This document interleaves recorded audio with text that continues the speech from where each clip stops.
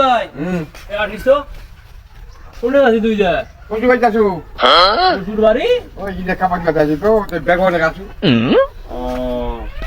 আর তোর রেখা স্যান্ডেল দে নাই দুই খান দোকা কিতে একখান স্যান্ডেলের দাম 500 টাকা দুই খান দাম 100 ঘর দরকার আছে আর শ্বশুর ভাই গেলে দেখে না যে শোরুমে দুই খান কিনে দিবে দুই খান তুই তো ভালো চালাক তিন খান হবে